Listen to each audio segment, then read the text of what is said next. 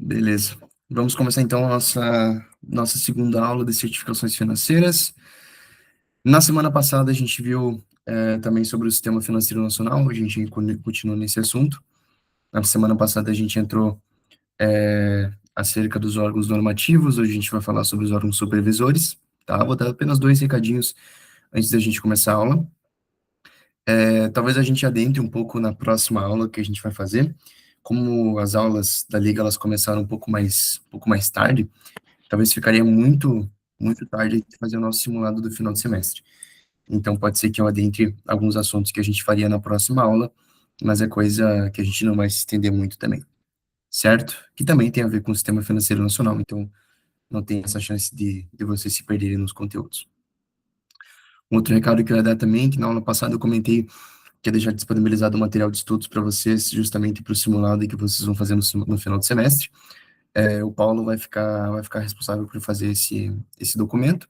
É uma coisa bem sucinta mesmo, tá? Então, vocês têm duas formas de revisitar o que a gente já teve nas aulas, tanto nesse documento que o Paulo vai fazer, tanto da aula passada, como dessa e das próximas que vão acontecer, como a gravação da aula que vocês também vão ter disponível. A primeira aula, inclusive, já está no YouTube. O Paulo mandou o link lá no grupo. Bom, conforme eu comentei com vocês, na semana passada a gente falou sobre os órgãos normativos do Sistema Financeiro Nacional. Coloquei novamente aqui o esqueminha do sistema financeiro para vocês. Na semana passada a gente viu esses aqui de cima, Conselho Monetário Nacional, CNSP e CNPC. Hoje a gente vai ver esse pessoal aqui de baixo, tá? Que nem eu comentei com vocês, é uma visão de cima para baixo em relação a como funciona o sistema financeiro nacional, e a gente vai tratar esses quatro aqui de baixo, tá? O Banco Central do Brasil, Comissão de Valores Imobiliários, Superintendência de Seguros Privados e Superintendência Nacional da Previdência Complementar. A SUSEP e a Previc, que são esses dois últimos aqui, a gente já viu um pouco na aula passada, tá? Sobre o que é Previdência Complementar e o que elas fiscalizam. Então, por isso que na aula de hoje eu vou falar de uma forma mais rápida para vocês também, certo? Vamos começar então com o Banco Central do Brasil.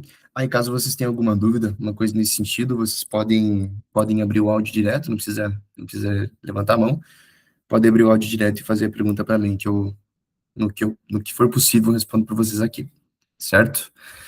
Começando com o Banco Central do Brasil, certamente em alguma notícia, alguma reportagem você já deve ter ouvido falar sobre a atuação do Banco Central do Brasil. Ela é uma entidade autárquica de natureza especial. O que isso significa? Autárquica vem de autarquia, ou seja, possui ausência de subordinação hierárquica. Isso significa que esse órgão é um órgão que possui autonomia operacional, principalmente. O que isso significa? Que o Banco Central do Brasil, ele pode trabalhar sem nenhum tipo de autorização do Conselho Monetário Nacional, por exemplo. Então, todas as funções que o Banco Central exerce dentro do sistema financeiro nacional, na vida das pessoas, eles podem fazer, sim, esse tipo de autorização. A gente vai ver no próximo slide que o Banco Central do Brasil, ele possui essa autonomia, só que ele não é independente. E a gente vai entender por que isso no próximo slide, tá? E a natureza especial, um órgão de natureza especial, porque ele não possui vinculação com nenhum ministério do governo federal. A gente vai ver que nos próximos órgãos tem essa questão da natureza especial, porque possuem algum vínculo com algum ministério do governo. E a principal função do sistema do Banco Central do Brasil é gerir a política econômica, ou seja, garantir a estabilidade e o poder da compra da moeda no país. A gente vai ver depois que isso significa, essa questão da estabilidade de preços, significa controlar a inflação no Brasil. E o Banco Central ele pode fazer isso de diversas formas, certo? Que eu vou explicar para vocês posteriormente. Além disso, o Banco Central do Brasil ele tem como objetivo definir as políticas monetárias, de que forma ele vai fazer essas políticas monetárias para justamente controlar a inflação do Brasil. Inflação, para quem não lembra, na aula passada a gente falou, que é o aumento generalizado do preço. Então, você vai no mercado, você vai abastecer seu carro, você percebe que todos os preços eles aumentaram. Isso é inflação, certo? Aqui eu coloquei o objetivo fundamental e outros objetivos do Banco Central do Brasil. O objetivo fundamental, e isso é o mais importante que vocês precisam saber, eu comentei no slide passado, que é assegurar a estabilidade de preços. Basicamente, é controlar a inflação do Brasil. E o Banco Central, ele faz isso, na grande maioria das vezes, tirando e colocando dinheiro da economia, tá? Vou explicar mais para frente com detalhes, mas o que vocês podem entender por enquanto é isso. Controla a inflação, tirando e colocando dinheiro da economia. E o Banco Central do Brasil possui outros objetivos também, que é zelar pela estabilidade de preço, de estabilidade e pela eficiência do sistema financeiro, assim como suavizar as flutuações, ou seja, as oscilações que tem dentro das atividades econômicas, e fomentar o plano emprego. Se por acaso no simulado que a gente fizer no final do semestre tiver uma questão perguntando qual que é o objetivo fundamental do Banco Central do Brasil, eu posso colocar essas quatro alternativas aqui e vocês precisam me dizer que o objetivo fundamental é assegurar a estabilidade de preços. E aqui está uma das principais funções que o Banco Central do Brasil faz, que tem relação com o Conselho Monetário Nacional. O Conselho Monetário Nacional, ele define metas de política monetária, enquanto o Banco Central faz a sua condução. Conforme eu já tinha comentado com vocês, o Conselho Monetário Nacional é um órgão normativo, ou seja, ele faz as ordens, e o Banco Central é quem conduz, é quem executa essas ordens. Então, quem coloca a mão na massa, quem realmente trabalha para que a meta definida pelo Conselho Monetário Nacional fique dentro dessa meta, é o Banco Central do Brasil, certo? Por isso que eu coloquei como exemplo a meta de inflação. Vou explicar com um pouco mais de detalhes para vocês nos próximos slides.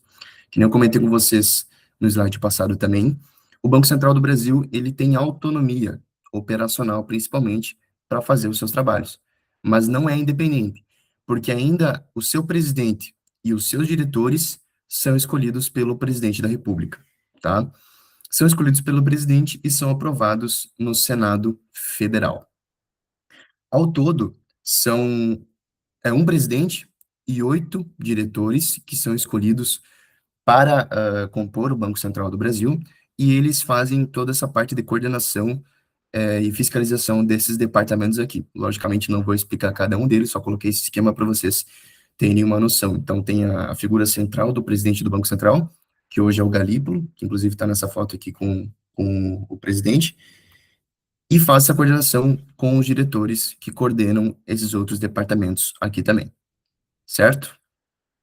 E é uma questão bem interessante essa questão da escolha do presidente do Banco Central e os diretores, porque, em tese, existiria uma chance muito grande de ter influências externas, digo, de corrupção, uma coisa nesse sentido, com a escolha que o presidente faz para o Banco Central do Brasil. E como é que funciona? O presidente do Banco Central do Brasil, ele só vai exercer a sua função no dia 1º de janeiro do terceiro ano de mandato do presidente da República. Então, o presidente do Banco Central, ele participa de dois governos, ele não participa apenas de um. O presidente do Brasil, ele não vai chegar na cadeira de presidente e escolher o Banco Central de maneira imediata. Ele precisa esperar até o terceiro ano de mandato para escolher o presidente do Banco Central. Nos primeiros 2 anos de mandato que o presidente teve, ele teve que trabalhar com o presidente do Banco Central do governo anterior, vamos dizer assim. E a mesma coisa com os diretores. 2 diretores são escolhidos por ano.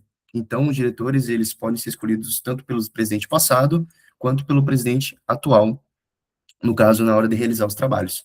Então, por isso que existe esse método de escolha de presidente e os diretores do Banco Central do Brasil para justamente não ter interferência, tanto de interesses pessoais ou alguma coisa nesse sentido.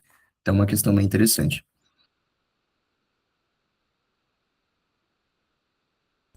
Qual seria o tempo de mandato do presidente Aqui eu do Banco coloquei um Central? esqueminha para vocês que fala...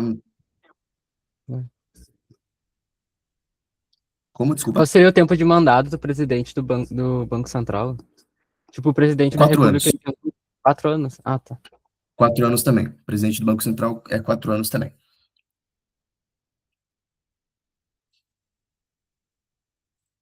Coloquei essa imagem aqui para tentar simplificar para vocês essa relação que tem entre o Conselho Monetário Nacional e o Banco Central, tá?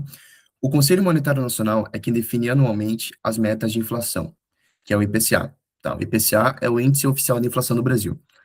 Por que que eu digo que o IPCA é o índice oficial de inflação do Brasil? Porque existem outros índices de inflação. Existe o IGP-10, o IGPM, enfim, entre outros. Mas é o IPCA que é medido oficialmente como o índice de inflação do Brasil. Vou explicar com mais detalhes sobre o IPCA numa aula que a gente vai ter de política monetária também mais para frente, certo? Já o Banco Central do Brasil, depois eu explico essa parte do Copom, o Banco Central do Brasil, que é o órgão que a gente acabou de ver, define 8 vezes ao ano a taxa de juros do Brasil, que é a taxa Selic. Você já deve ter ouvido falar também que existem também outros tipos de taxas de juros no Brasil, mas a oficial é a taxa Selic. O Banco Central do Brasil, através do Copom, que é um comitê que tem dentro do Banco Central, define 8 vezes ao ano a taxa de juros, que é a Selic do Brasil. Sinceramente, não me recordo quanto que está a Selic hoje, acho que está em 12,5%, e eles levam em consideração todo o cenário econômico que está acontecendo no Brasil. E por que que eles definem a meta de juros do Brasil? Que nem eu comentei com vocês nos slides anteriores, o Banco Central do Brasil ele interfere na economia para assegurar a estabilidade de preços, controlando a inflação.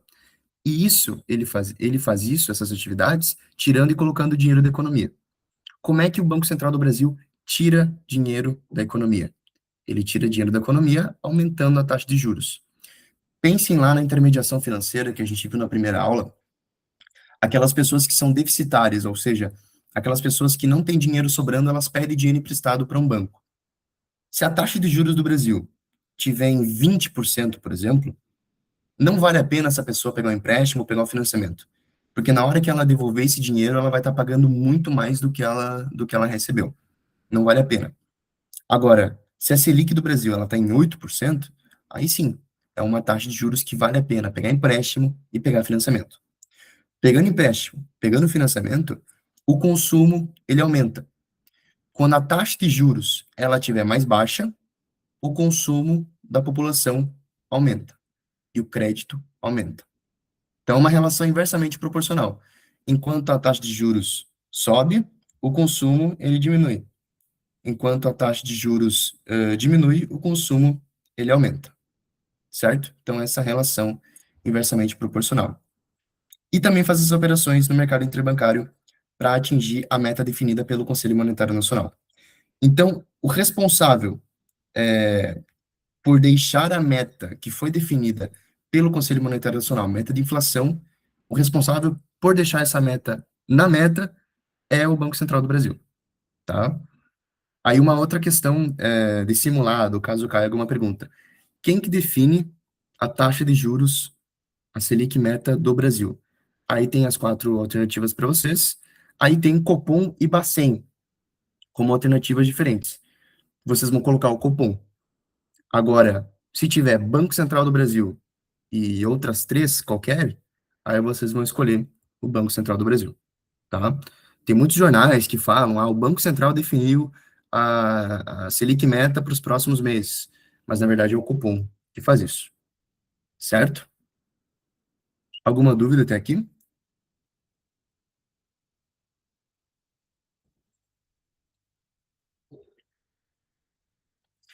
Conforme eu coloquei também no Conselho Monetário Nacional na aula passada, eu só vou passar rapidinho essas primeiras palavras aqui que falam sobre as competências do Bacen. Tem aquelas 4 que eu coloquei nos primeiros slides, mas essas outras também são competências e funções do Bacen. Então, exercer, executar, determinar, receber, realizar, efetuar, exercer, ou seja, palavras que remetem ao trabalho, remetem à mão na massa. Enquanto o órgão normativo, que é o Conselho Monetário Nacional, tinha outras palavras que definiam as suas competências, que é diferente do Bacen, tá? O Bacen, ele vai executar, vai realizar os trabalhos, enquanto quem faz as normas é o Conselho Monetário Nacional, tá? Se quiserem ver com mais detalhes, a gente pode deixar disponível, vai estar na gravação que vai estar no YouTube também.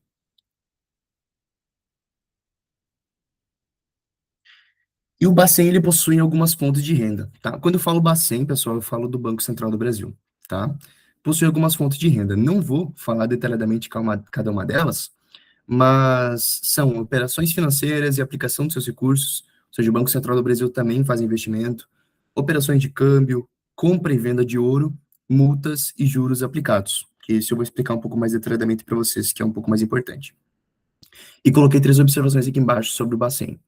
É vedado ao Banco Central do Brasil conceder empréstimos ao Tesouro Nacional e qualquer órgão que não seja instituição financeira. O que que isso significa? Vou começar dessa parte final explicando para vocês aqui. Qualquer órgão que não seja instituição financeira. O que que isso significa?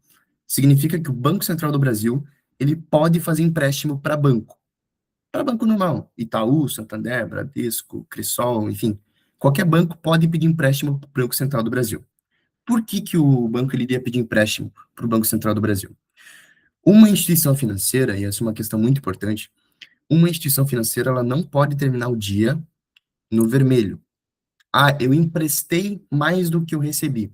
Terminei o dia no vermelho, eu não posso terminar o dia no vermelho. Por quê?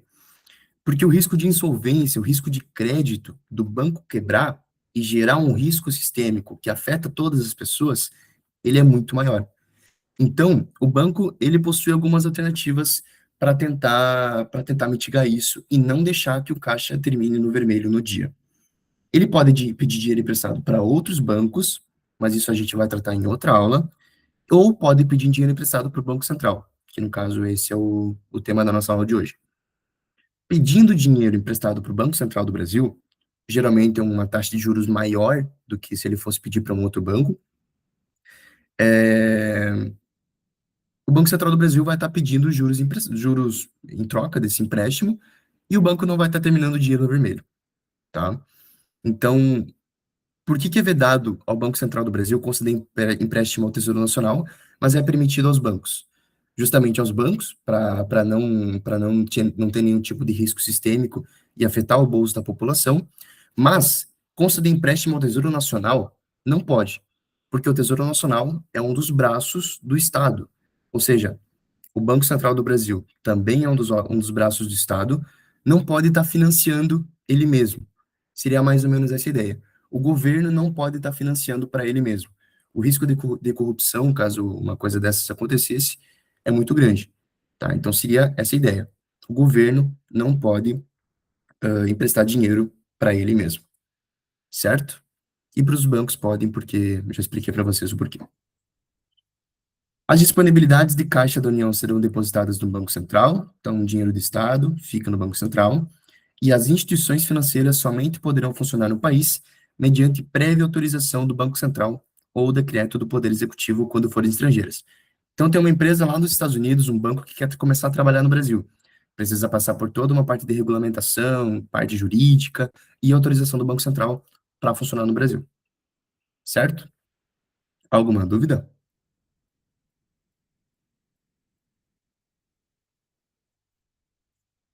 Dessa última parte aqui, vou aproveitar o gancho, porque algumas instituições, para funcionar no Brasil, precisam da autorização do Banco Central, porém tem outras que precisam também da autorização da Comissão de Valores Mobiliários, tá?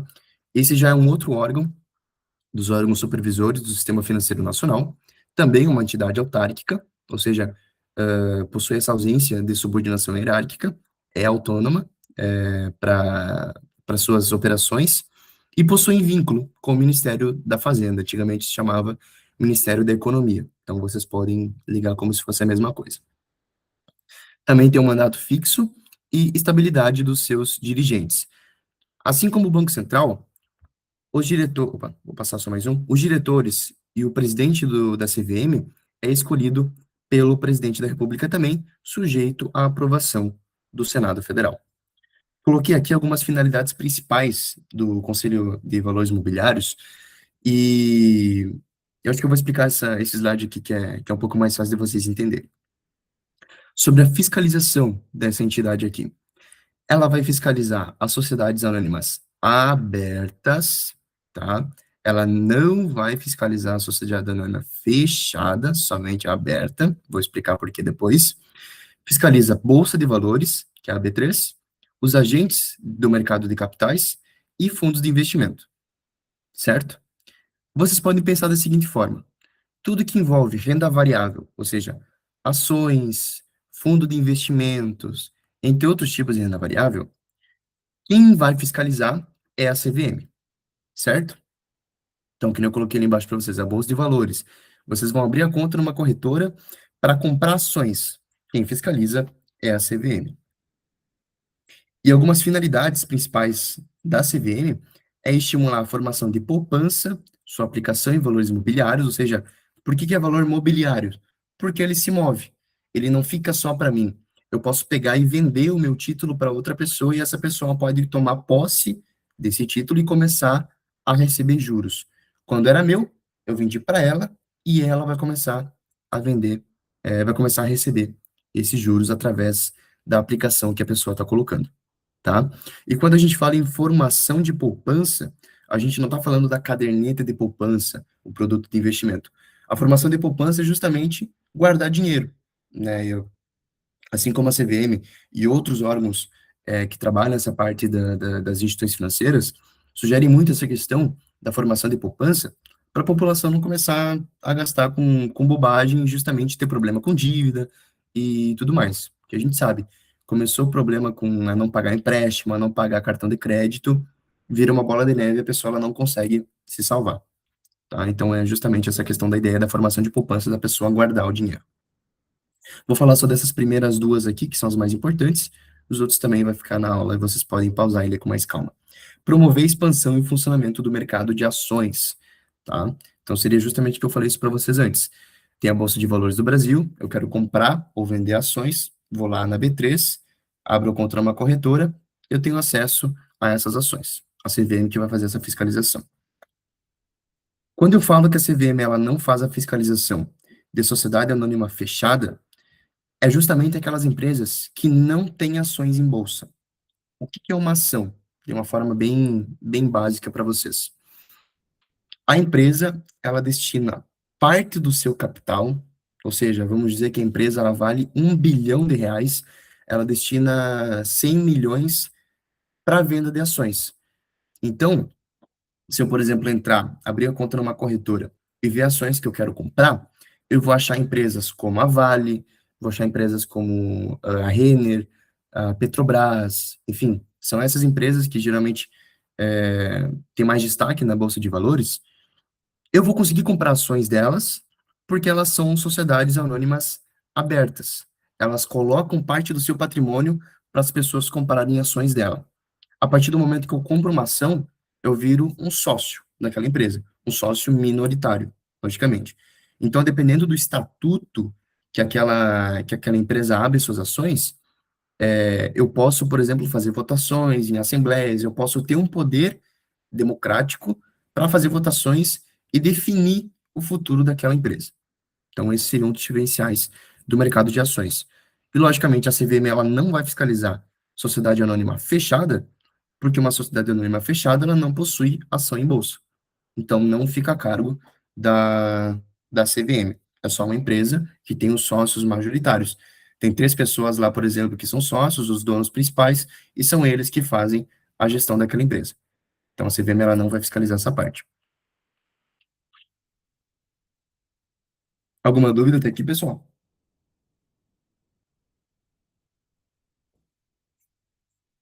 Eu vou passar bem rápido essa questão da SUSEP e da Previc, porque a gente já viu na aula passada sobre a questão da Previdência Complementar, tá? Só relembrando, a SUSEP ela faz a fiscalização da Previdência Complementar aberta, ou seja, aqueles títulos de previdência que estão abertas para toda a população, qualquer um pode acessar e comprar, por isso que é aberta, e a Previc, ela faz a questão da fiscalização da Previdência Complementar fechada. Coloquei aqui embaixo as logos de algumas empresas, como, por exemplo, a Petrobras, o Banco do Brasil, o Banrisul, que possuem sistemas de Previdência Complementar fechado para os seus funcionários, por exemplo. Então, não é toda a população que tem acesso, por isso que é fechado. A Previc faz essa fiscalização. Beleza? Complementei com mais detalhes na aula passada sobre o que era a questão da Previdência Complementar e a questão da Previdência Pública no Brasil hoje, que acontece através do INSS. Certo? Bom, vou adentrar um pouquinho só na questão da aula 3, a gente já está finalizando aqui, mas também tem a ver com o Sistema Financeiro Nacional. Agora a gente vai ver um pouco sobre os autorreguladores e os participantes do mercado, que seria essa parte aqui de baixo, tá? Esses órgãos operadores aqui. Não vou falar de todos eles, tá? Até porque realmente não daria tempo e não tem porquê, tá? Vocês vão perceber que vai ter alguma ligação entre todos esses aqui, certo? Vou falar dos principais apenas. Alguma dúvida até aqui, pessoal?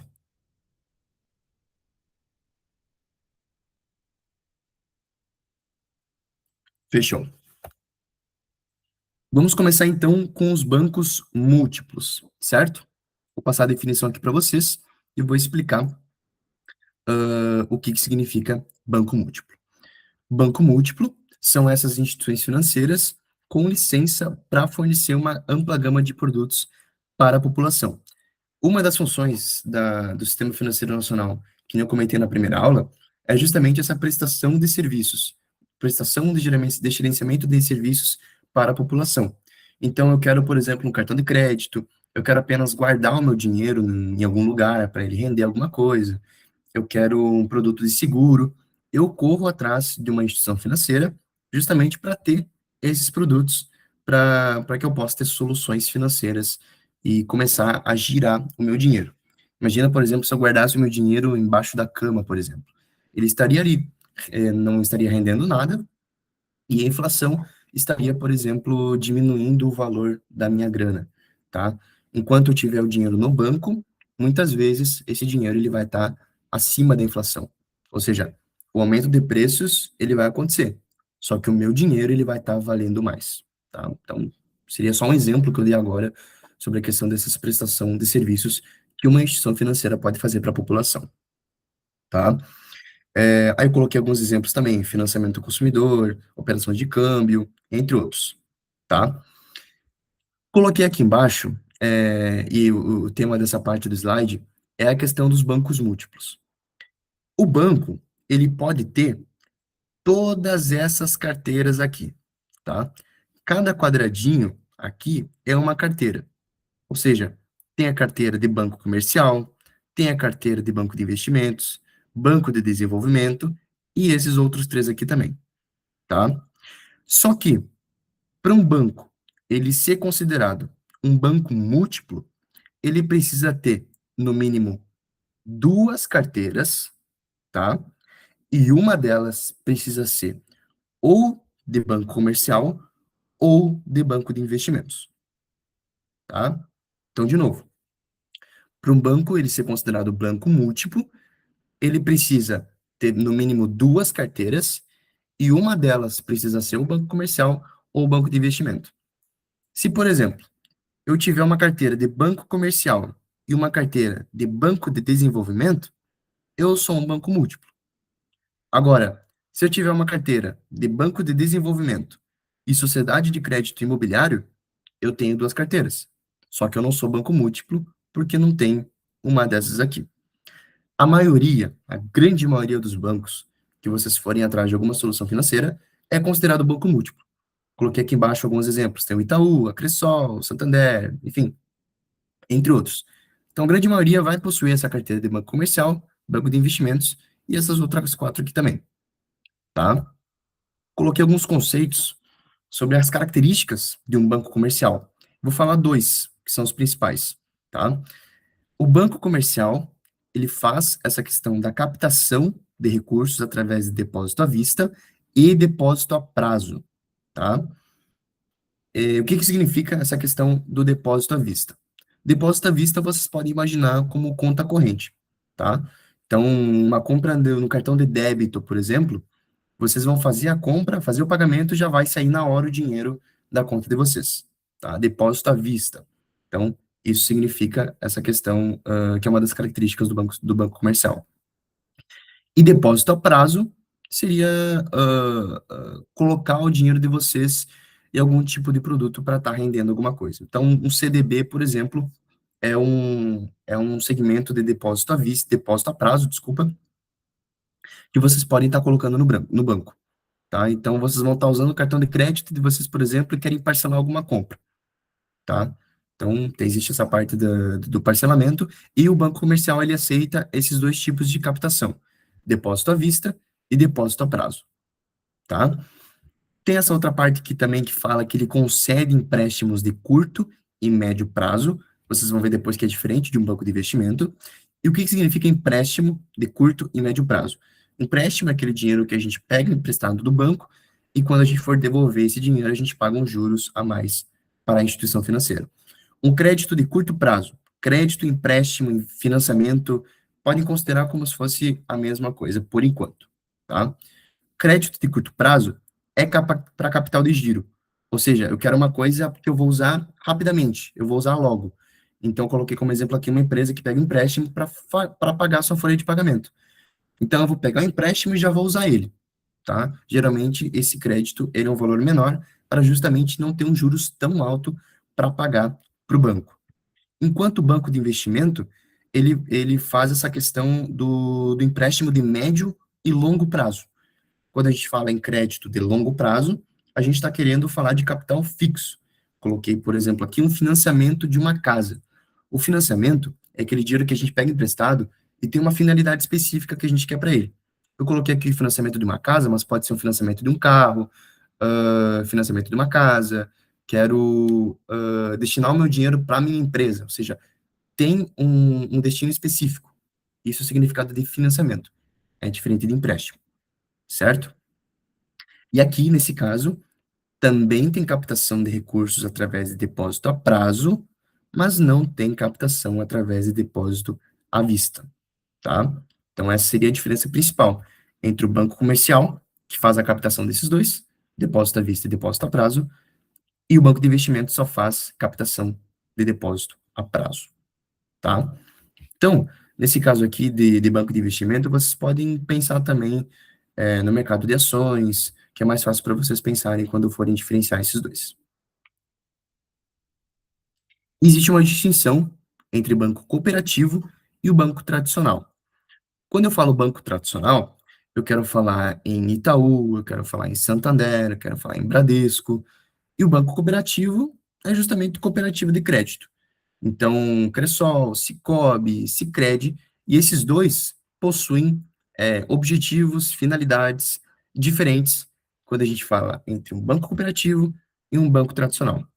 Coloquei aqui os principais, que é a relação com o cliente. Geralmente, com o cooperativo é mais próxima, é personalizada, o crédito, a análise é mais flexível, uma análise mais centralizada. Os resultados das sobras, elas vão para os cooperados. Então, sei lá, uma vez ao ano, duas vezes ao ano, se você tem dinheiro na cooperativa, você vai estar participando dos resultados da empresa, caso feche no positivo. Participação, o cliente é dono e tem votação em assembleia, o cliente aqui ele não participa, e o objetivo tem um benefício mais coletivo, e aqui ela busca sempre a rentabilidade. Lógico que na cooperativa também teremos lucro, também teremos rentabilidade, mas em banco tradicional, essa cobrança ela é muito maior. Esse é o objetivo principal, sempre visando lucro para o banco tradicional. Alguma dúvida até aqui, pessoal?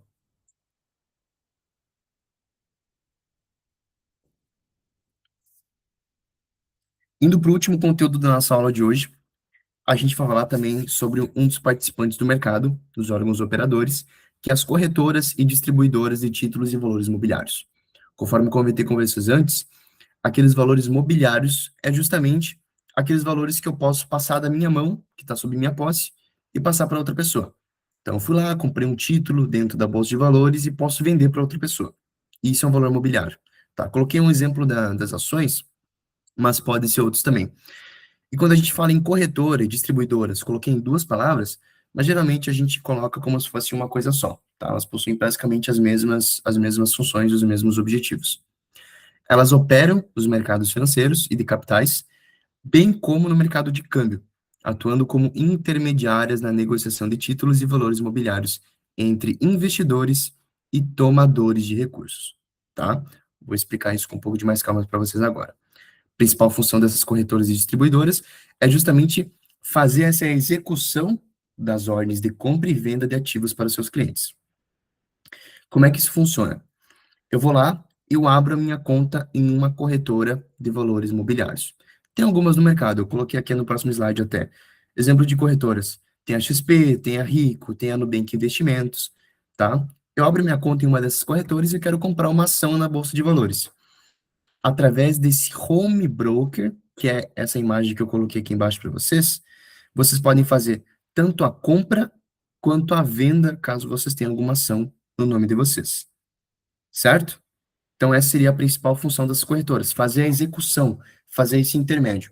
Enquanto tem uma pessoa querendo comprar e uma pessoa querendo vender, no meio tem justamente essas corretoras que usam desse home broker, que é essa plataforma de venda e compra de ações, para fazer essas negociações, certo?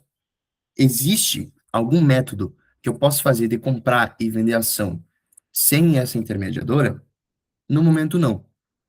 Existem outras operações que a gente pode fazer sem o intermédio de alguma instituição, mas aí a gente vai ver mais para o final do nosso curso, tá? Mas para compra e venda de ação, para justamente ter essa fiscalização da CVM, precisa dessas corretoras. Coloquei algumas outras funções das corretoras, que é a disponibilização de informações de análise de investimentos, ou seja, quando eu sou um investidor que não tenho muito conhecimento sobre o mercado, mas eu quero começar a investir. Eu vejo uma oportunidade de investir em ações. E por isso as corretoras elas vão fazer alguns cursos de maneira gratuita, disponibilizar informações sobre determinada ação, sobre determinado produto, para que o cliente ele não fique desamparado, né? Fazendo a sua compra e acabar perdendo dinheiro, por exemplo, certo? Então seria uma dessas funções das corretoras, disponibilizar informação, educar, formar. Outra função é a administração de carteiras desses fundos de investimentos. A gente vai ver com mais detalhe o que é fundo de investimento mais tarde. E realizam operações de underwriting. O que significa operação de underwriting? Vocês lembram que nos slides passados eu comentei que a CVM ela fiscaliza as sociedades anônimas abertas, né? Não fiscaliza a sociedade anônima fechada.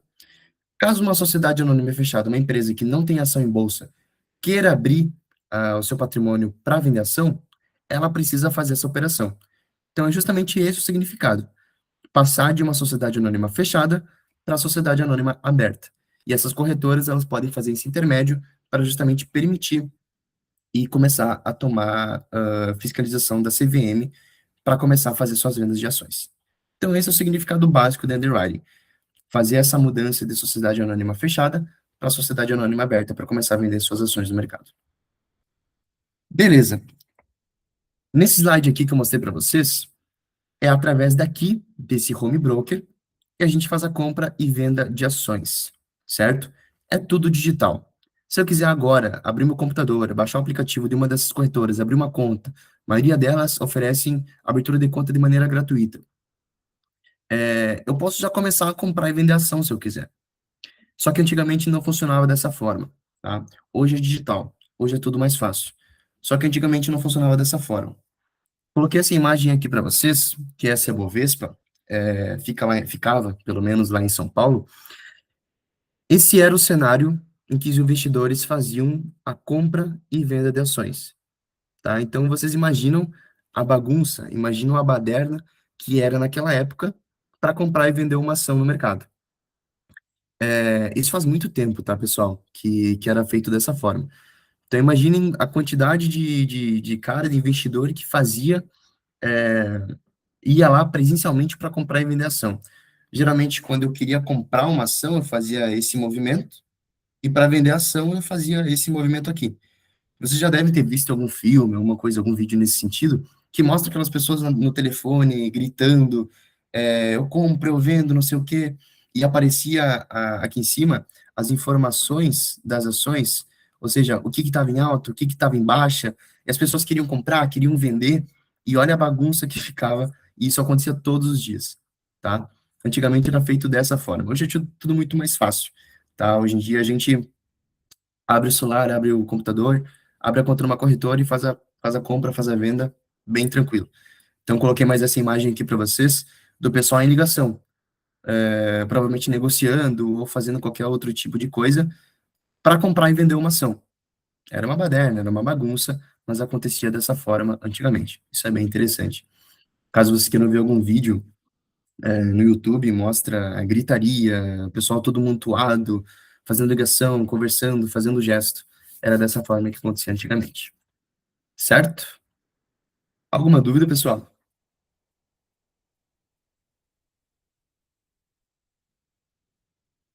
Bom, encerramos por aqui, então, o conteúdo que a gente teria para a aula de hoje, tá? Estendemos um pouco mais, justamente por conta dessas aulas que a gente não vai ter, desses dias, nessas quinta-feiras que a gente não vai ter disponível para talvez terminar todas as aulas e terminar num período legal para vocês estudarem para o simulado também que a gente vai fazer no final do semestre. Encerramos por aqui hoje, fechou?